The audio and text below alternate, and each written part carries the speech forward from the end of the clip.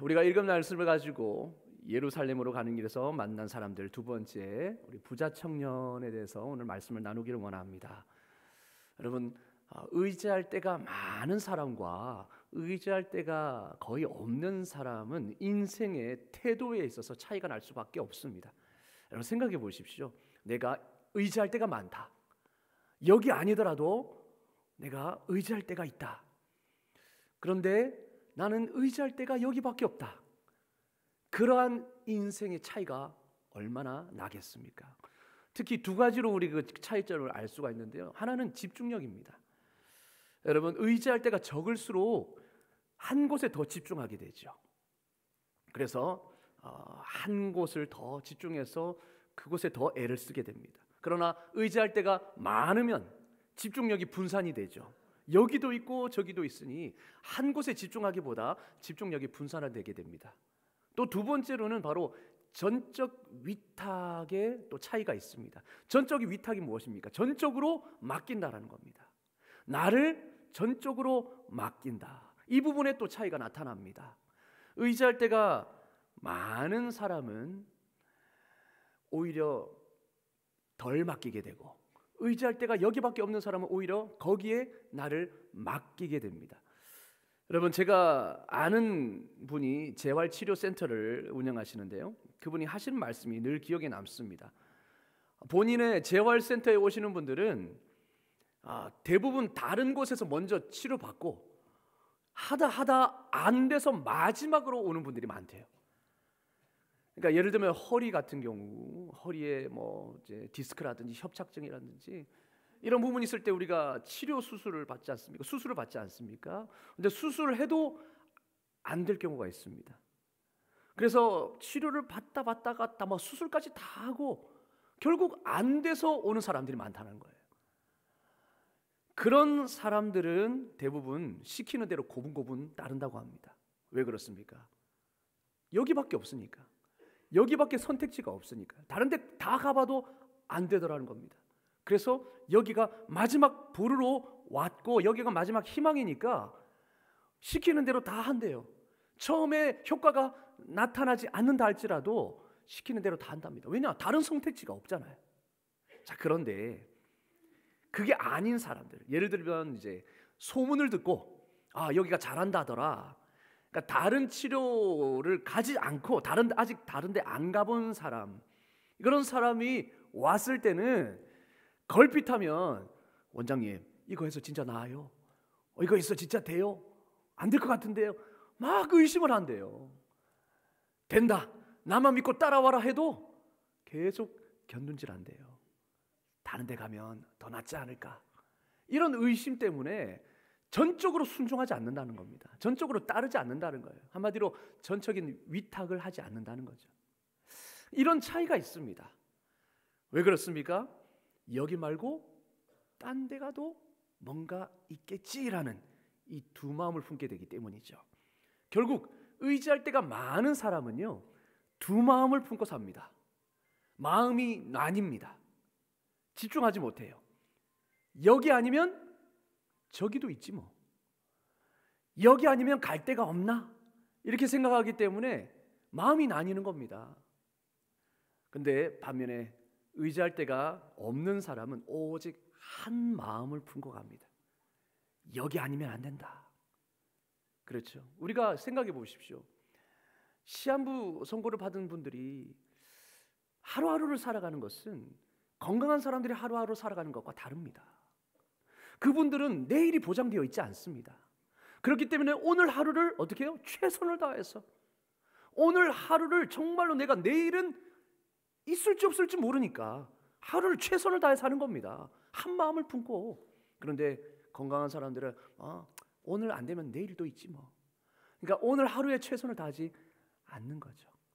그러니까 이렇게 마음이 나뉘는 것이 이렇게 삶의 태도에 차이가 난다는 겁니다.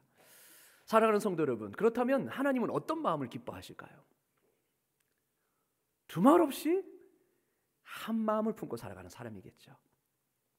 오직 하나님밖에 의지할 데가 없어서 하나님만 전적으로 바라보는 사람을 기뻐하시겠죠. 바로 오늘 이 말씀을 이 부자 청년을 통해서 하시고자 하는 것입니다. 신앙생활에 있어서 한 마음을 품는 것이 얼마나 중요한지요. 여러분, 그래서 이것이 없이는, 한 마음 품는 것 없이는, 두 마음 품고는 참된 제자의 길을 갈 수가 없다 하는 겁니다. 왜냐? 이 두 마음을 품으면요, 주님의 길을 따라갈 때 무슨 궁리만 하는 줄 아십니까? 다른 데로 셀 궁리만 하는 겁니다. 좀 더 편한 길이 어디 있나? 좀 더 편하게, 이 땅에서도 좀 편하게 살고 천국 갈 수 있는 길이 어디 있나? 늘 빠져나갈 궁리만 하는 겁니다. 그래서 한 마음을 품고 신앙생활하는 것이 얼마나 중요한지 오늘 이 부자 청년을 통해서 우리에게 교훈해주고 계십니다. 여러분, 부자 청년은 두 마음을 품고 살았습니다. 그걸 한번 살펴봅시다. 예수님은 베레아를 떠나서 이제 예루살렘으로 향하고 있습니다. 예루살렘은 지난주에 살펴보았듯이 십자가를 지러 가는 길이죠. 십자가의 길입니다. 우리를 위하여서 희생하는, 헌신하는 길이죠. 그 가는 길에 한 사람이 예수님께 달려왔습니다. 오늘 마가복음은 이 일이 길에서 일어났다라고 17절 말하고요. 길을 강조하죠. 그럼을 통하여서 오늘 말씀이 바로 제자도에 관련된 말씀임을 우리에게 보여주고 있습니다. 자, 이 사람은 부자입니다. 그리고 사회적으로도 높은 지위에 있는 비교적 젊은 사람이었습니다. 부자에다가 젊어요. 얼마나 부럽습니까? 마태복음에는 부자 청년이라고 말하고 있습니다. 청년입니다. 자, 이 부자 청년은 예수님께 나와서 뭐라고 말합니까? 선한 선생님이요. 예수님을 선하다고 말합니다. 한마디로 선하다라는 기준을 자기가 갖고 있는 거죠. 선한 선생님이요. 그러자 예수님 뭐라고 말합니까? 어찌 나보고 선하다 그러냐?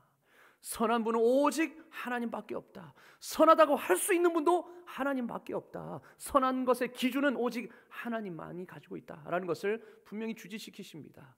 그럼을 통하여서 부자 청년이 뭔가 잘못 생각하고 있다는 것을 여기에서 주지시켜 주시죠. 자, 그리고 이 부자 청년이 예수님께 이렇게 질문을 합니다.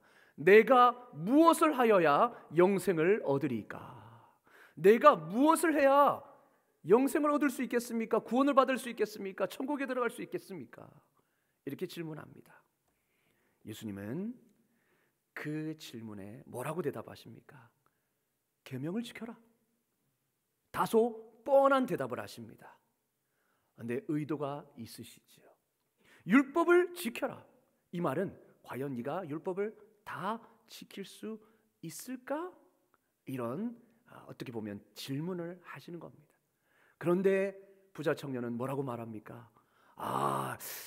내가 율법은 어렸을 때부터 다 지켰습니다. 자신만만하게 그렇게 대답하죠.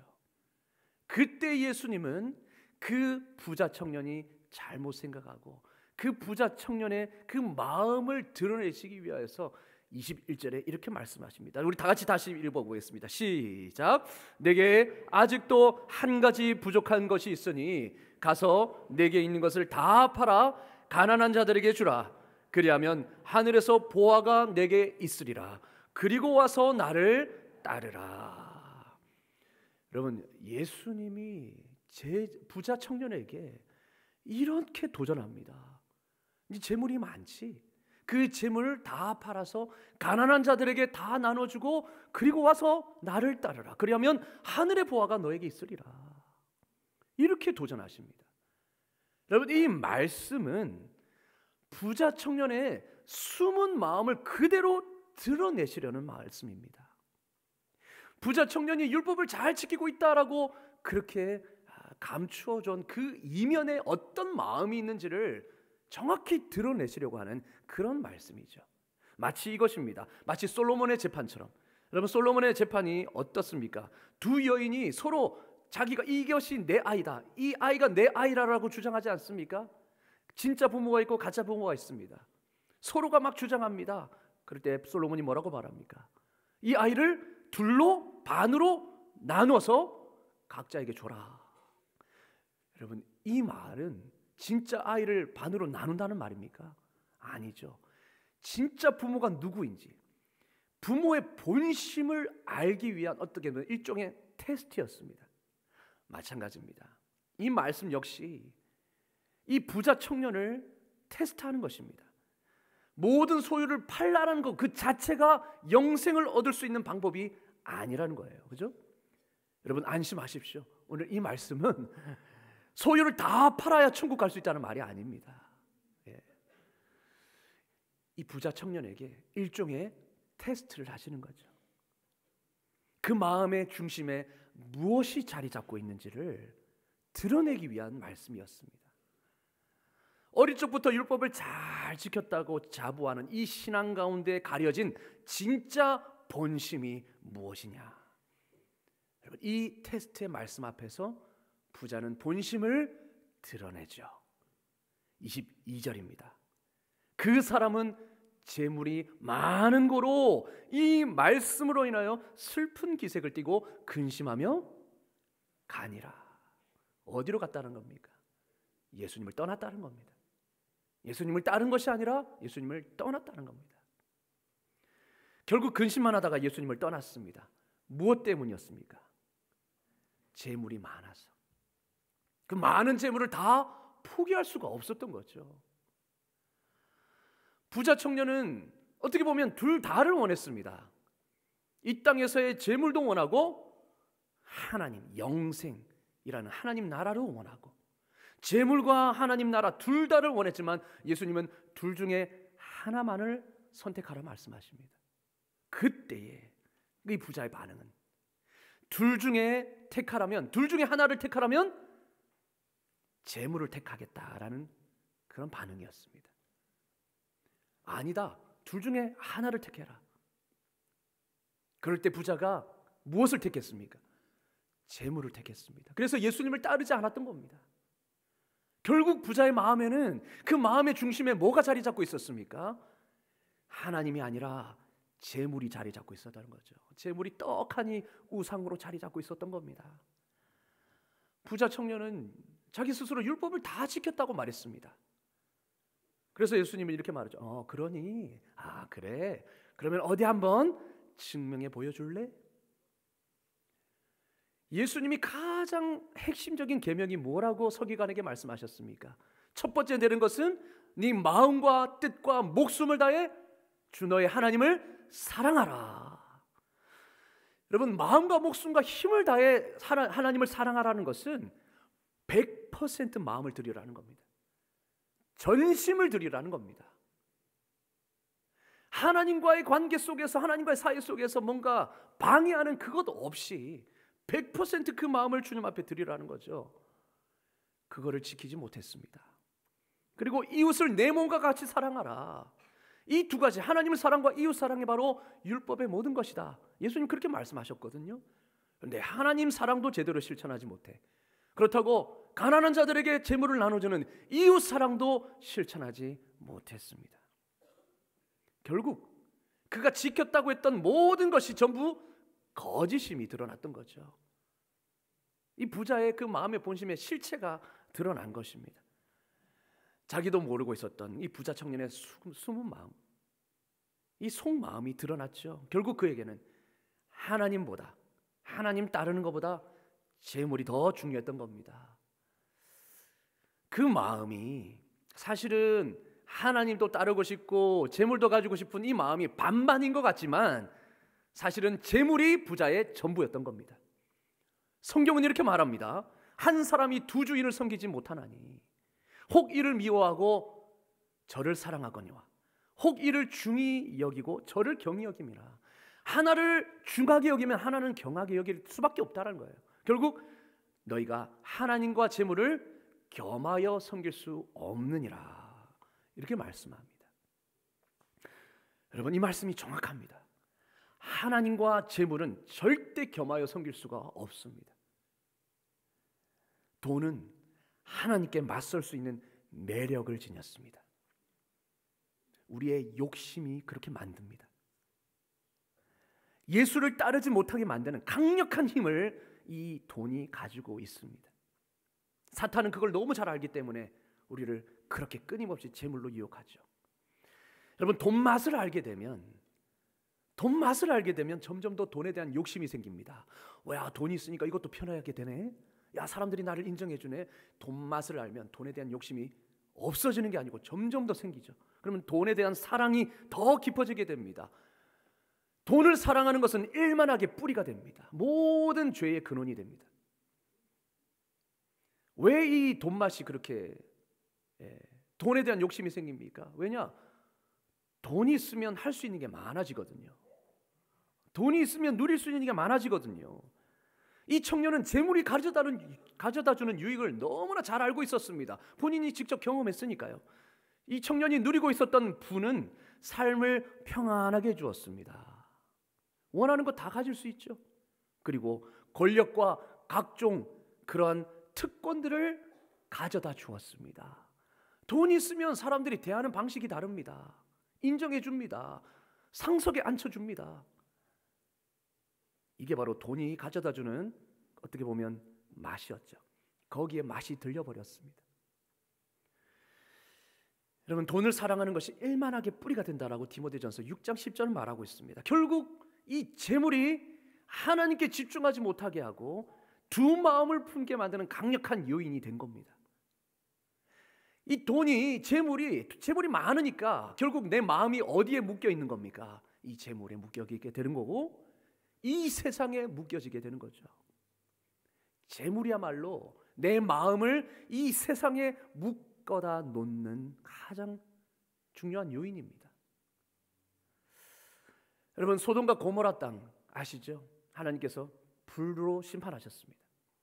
그때 롯의 가족만은 하나님이 살려주시기로 하셨습니다. 그래서 롯을 보고 당장 네 가족을 데리고 떠나라. 이곳은 내가 심판할 것이다. 그때에 어떠한 것도 뒤돌아보지 말고 미련도 가지지 말고 곧장 반대편으로 도망가라. 그때 롯의 아내가 어떻게 합니까?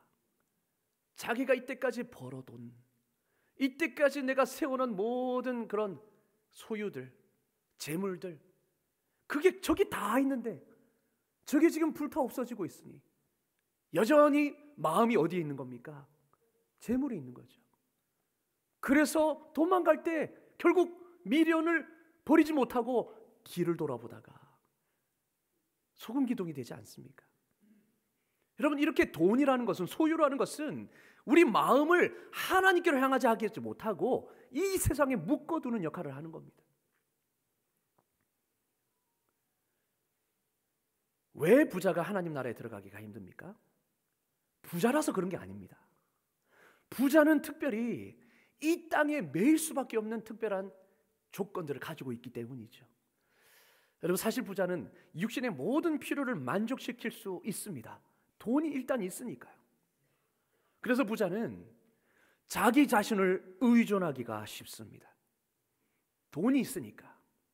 하나님을 구하기보다 뭐를 찾습니까? 내가 돈이 있으니까 뭐 이걸로 해결하지. 하나님을 의지하기보다 자기 자신을 의존할 가능성이 더 많습니다. 재물의 풍성함이 오히려 하나님과 더 멀어지게 만드는 거예요. 여러분, 부자는 뭔가 공허함을 느낄 때에 그 고통과 결핍을 완화시키기 위해서 무언가 새로운 것을 구입합니다. 돈 없는 사람들은 못해요. 하고 싶어도 못해요. 그러나 부자들은 여유가 있기 때문에 할 수 있어요. 여러분, 그런데 사실은 여러분, 이 공허함, 있어도 느껴지는 이 공허함, 고통과 결핍, 이거는 우리가 하나님을 향하도록 하기 위한 하나님의 방법입니다. 그러니까 왜 우리가 가져도 공허함이 있습니까? 하나님이 그 마음 가운데 하나님을 갈망하는 마음을 창조 때, 우리 인간을 만들 때 주신 거예요. 그래서 이 공허함과 이 결핍은 오직 하나님과 올바른 관계를 맺을 때에만 채워질 수 있습니다. 그런데 부자들은 그 고통과 결핍, 이거를 통하여서 하나님께 나아가야 되는데 무엇으로 채웁니까? 자신의 돈으로, 다른 것으로 채우려고 합니다. 기존의 공허함을 압도할 수 있는 더 짜릿하고 더 강렬한 것으로 말이죠. 보통 사람 같은 경우는 돈이 많이 들기 때문에 못해요. 그런데 부자들은 할 수 있습니다. 아무리 비싸도 더 짜릿하고 더 강렬한 것을 채울 수 있어요. 그러니 그렇게 하는 겁니다. 그런데 그것은 또 다른 공허함을 불러일으키고 또 다른 것으로 채우려고 하죠. 마치 밑 빠진 독에 물 붓는 것처럼. 이것이 하나님과 더 가까워지는 방향으로 가야 되는데 반대로 가는 겁니다. 점점 더 하나님과 멀어지는 방향으로 이끌어가는 것입니다. 돈이요. 오히려 자신의 풍요함이 결핍을 가져오게 된다는 것을 모른 채 다른 것으로 돈으로 채우려고 하는 거죠. 그래서 세상은 재물이 많을수록 할 수 있는 일이 많지만 반대로 하나님의 나라는 재물이 많을수록 더 들어가기 힘들어지는 겁니다. 하나님과 더 멀어지는 거죠. 하나님보다 재물을 더 의지할 테니까 재물에 마음이 묶여서 하나님께 나아가지 못하는 것입니다. 여러분, 그렇다고 가난한 사람이라고 다 천국에 들어갑니까? 아니요. 오히려 가난한 사람이 더 재물에 묶여 있을 수 있습니다. 내가 이것만 있으면 이 고생 안 할 텐데, 내가 이것만, 이 돈만 있으면 사람들에게 무시당하지 않을 텐데, 그래서 돈에 대한 집착이 더 강해질 수 있는 겁니다. 내 마음이 어디에 묶여 있느냐, 이것이죠. 여러분, 영생은 이 모든 묶인 것으로부터 해방되는 것입니다. 자유케 되는 것입니다. 나를 묶고 있는 그 죄, 사망의 권세, 이 땅의 죄리, 욕심과 탐욕, 이것으로부터 우리를 해방시키는 것이 바로 영생이요 구원입니다. 근데 영생은 하나님을 아는 것이라고 했어요. 여러분, 하나님과 올바른 관계를 맺는 것이 바로 구원입니다. 그런데 그 관계를 무엇이 방해합니까? 재물이, 우상이. 여러분, 하나님과의 관계를 방해하는 것은 무엇이든지 그것이 무엇이든지 우상입니다. 그게 재물이든 그게 자녀든 그게 남편이든 아내든 그게 부동산이든 아니면 그게 손주이든. 그렇죠? 여러분, 요즘 손주가 너무 귀여우시죠? 너무 아름다우시죠? 그냥 뭐 하루도 안 보면 그냥 막 마음에 그렇죠? 때로는 손주가 하나님께 나아가는 방해물이 될 수 있습니다. 손주가 아프면 교회를 안 나가요. 손주가 아프면 손주 돌봐야 된다고 교회를 안 나가요. 나도 모르게 손주가 우상이 되는 겁니다. 자녀도 마찬가지죠. 하나님과의 관계를 방해하는 그 어떤 것은 다 우상입니다. 거기에 우리 마음이 묶여 있는 겁니다. 매여 있는 겁니다. 그래서 하나님께 집중하지 못하게 하는 거죠. 이게 바로 두 마음을 품는 겁니다. 결국 부자 청년은 이 재물이 두 마음을 품게 되는 원인이었고요, 하나님께 집중하지 못하게 되는 원인이었죠. 그래서 오늘도 하나님은 우리에게 이 21절의 말씀을 우리에게 주시고자 하는지도 모르겠습니다. 네가 그렇게 없으면 죽을 것 같은 그거를 다 내려놓고 나를 따를 수 있겠느냐? 그거 없이도 너 살아갈 수 있다라고, 그리고 나를 따를 수 있겠느냐? 이것을 우리에게 똑같이 물어보시는 것이죠. 그때 우리의 마음의 본심을 알 수 있는 것입니다. 나도 몰랐던, 나도 모르게 매여있는 무엇이, 그래서 그 매여있는 이 세상에 매여있는 것 때문에 하나님께 집중하지 못하고 하나님이 부르실 때 바로 순종하지 못하는 그것이 나에게 있는 거구나. 여러분, 오늘 이 시간 성령님께서 우리가 나도 모르게 묶여있는 모든 것에서 자유하게 하시기를 주님의 이름으로 축원합니다. 아멘. 그렇습니다. 여러분, 두 마음을 품고서는 절대 십자가의 길을 걸어갈 수가 없습니다. 두 마음을 품고서는 절대 헌신과 전적 위탁이 일어날 수 없습니다. 늘 우리는 빠져나갈 궁리만 할 것입니다. 여러분, 예수님께서 우리에게 무엇을 원하실까요? 여러분, 주님은 반쪽짜리 헌신을 원하지 않습니다. 반쪽짜리, 그게 아니라 전적인 헌신과 전적인 마음을 원하십니다. 100% 마음을 원하신다는 것입니다. 나뉘어진 마음이 아니라 한 마음, 전심을 원하십니다. 그렇게 해야 갈 수 있는 길이 제자의 길이고 예루살렘으로 가는 길이고 십자가의 길이죠. 좁은 길입니다. 여러분, 그럼을 통하여서 이 부자 청년의 이 마음을 통하여서 우리에게 보여주시는 것은 무엇입니까? 참된 제자도가 무엇이냐? 주님의 길을 걸어갈 수 있는 사람, 진짜 참 제자의 삶은 무엇이냐? 바로 두 마음이 아니라 한 마음, 전심으로 주님을 따르는 자. 마음이 나뉘어진 것이 아니라 전심으로 주님을 따르는 자. 이게 바로 참된 제자이다. 오늘 말씀해 주신 겁니다. 부자 청년과 완전히 반대되는 예가 바로 앞 단락에 나옵니다. 우리가 읽지는 않았지만 바로 앞 단락에 누가 나오느냐?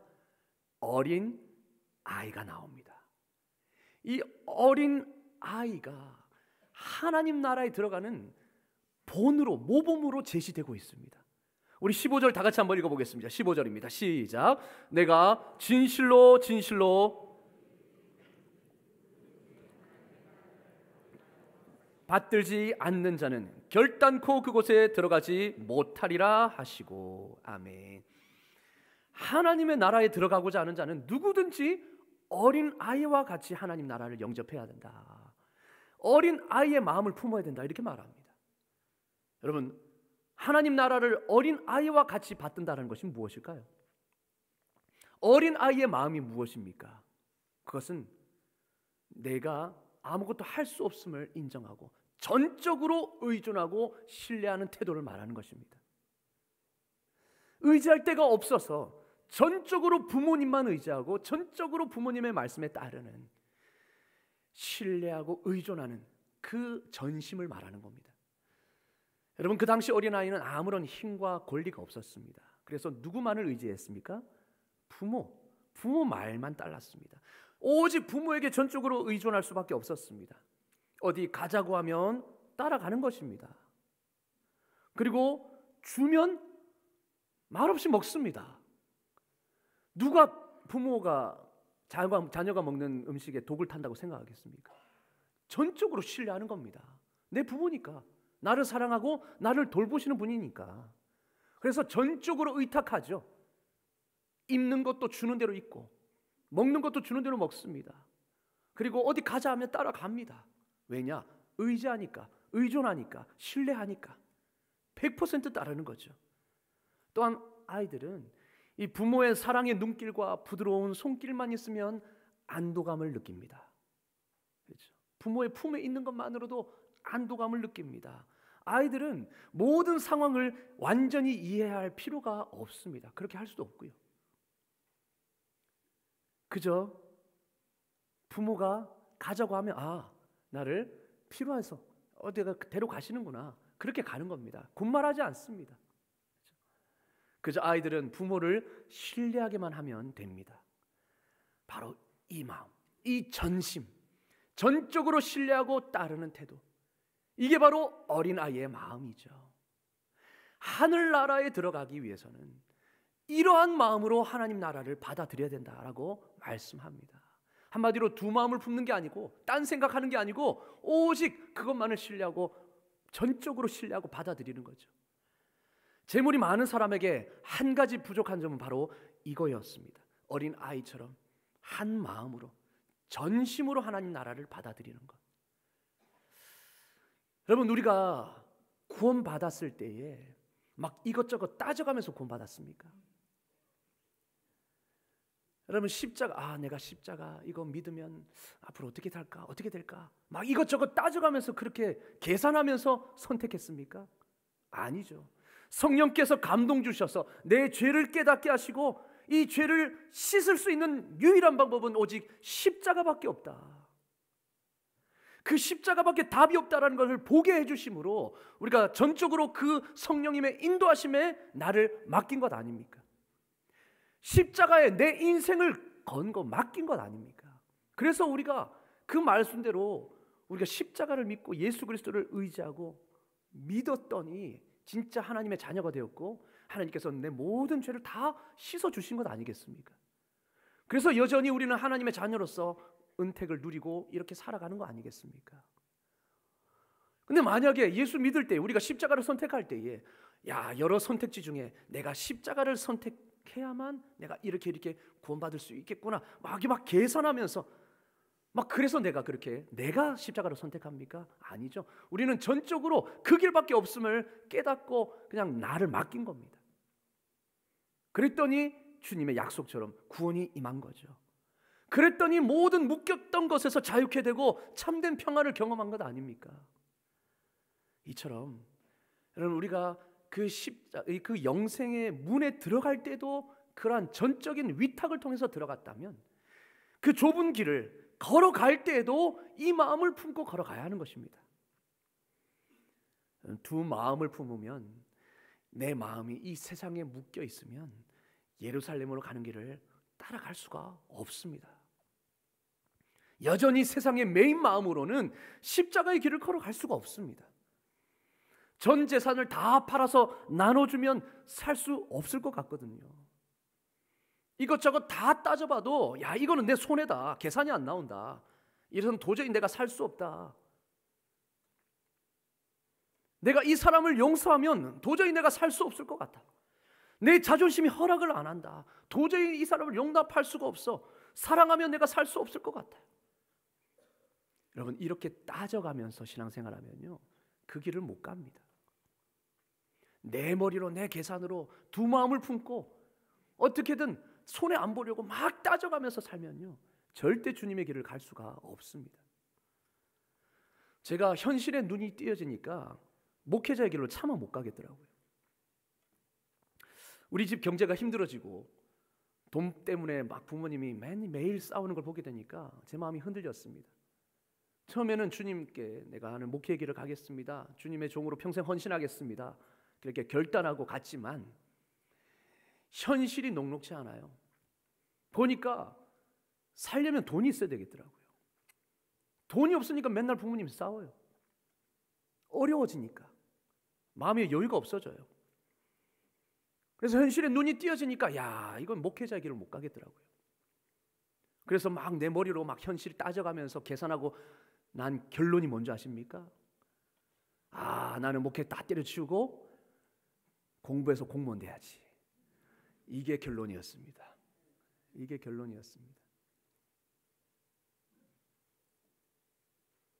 여러분, 이것저것 다 계산하니까 현실적으로 머리 굴리니까요, 주님의 길 못 가겠더라고요.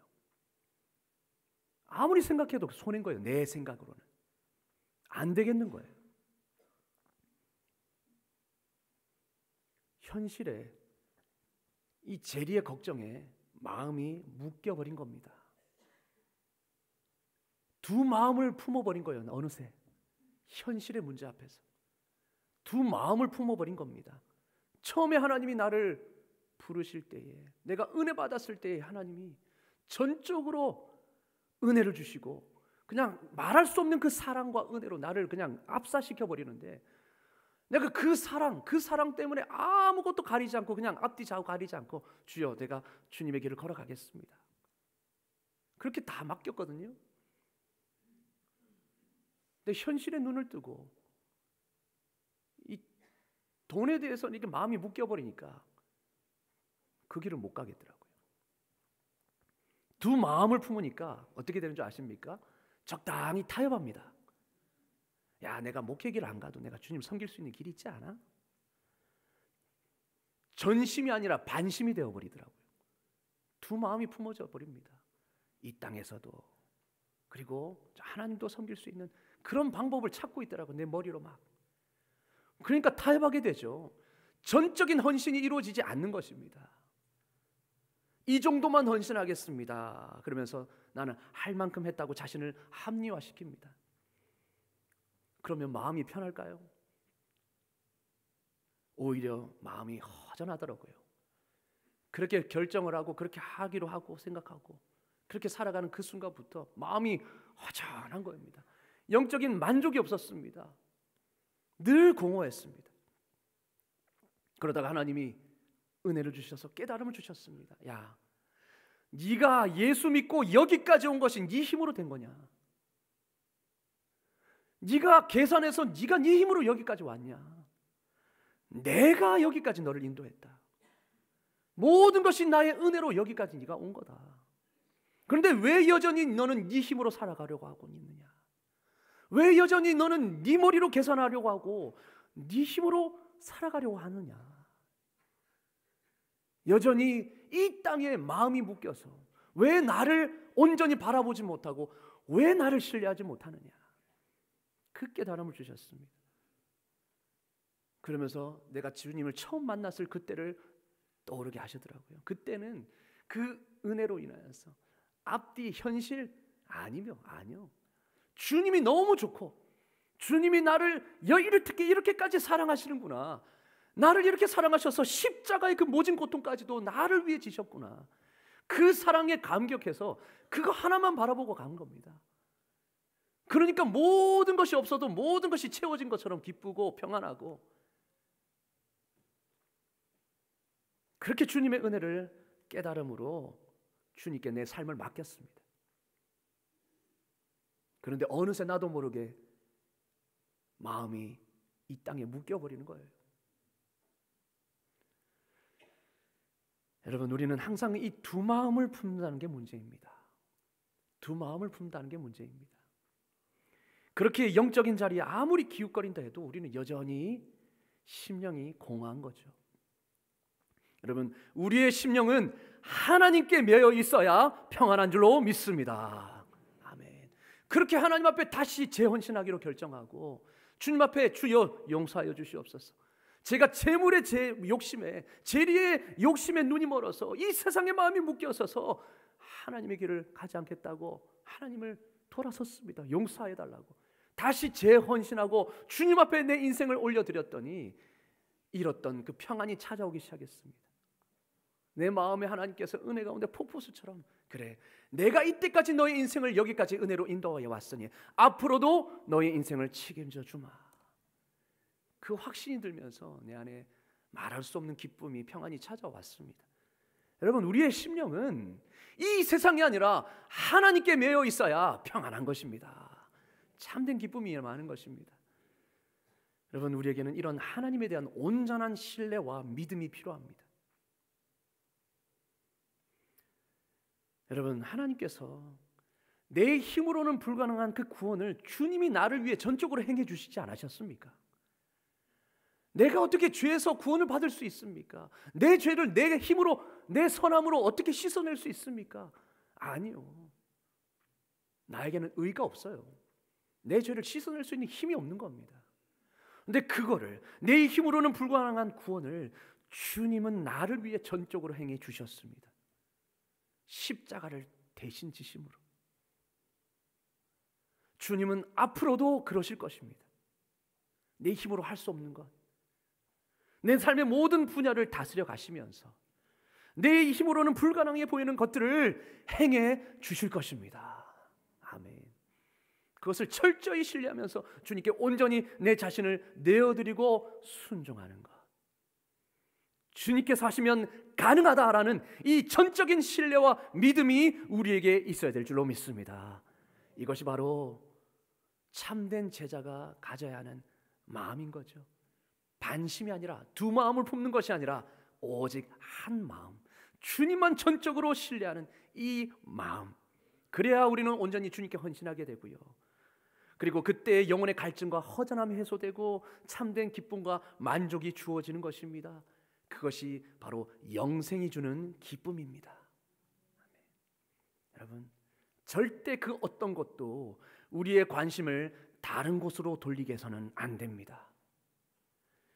절대 그 어떤 것도 하나님과 나 사이에 끼어들게 하면 안 됩니다.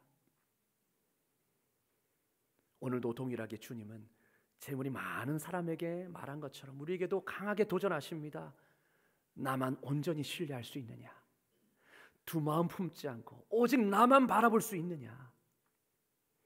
나에 대한 사랑과 헌신을 가로막고 있는 것은 무엇이든지 포기할 수 있느냐? 그럴 때 하나님은 그것보다 훨씬 더 기쁜, 더 큰 하늘 보화를 우리에게 허락해 주실 줄로 믿습니다. 아멘. 그래서 두 마음이 아니라 한 마음, 전심으로 주님을 따르시는 참된 제자가 되기를 주님의 이름으로 축원합니다. 아멘. 기도하겠습니다.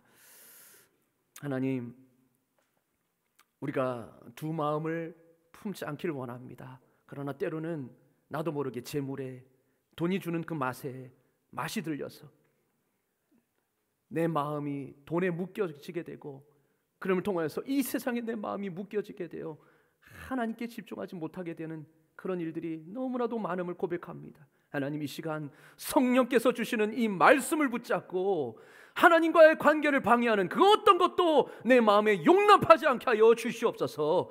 떨쳐내게 하여 주시옵소서. 그래서 두 마음이 아니라 오직 전심으로 한 마음으로 주님의 길을 따르며 주님을 신뢰하며 바라보는 우리 모두가 되게 하여 주시옵소서. 예수 그리스도의 이름으로 기도드리옵나이다. 아멘.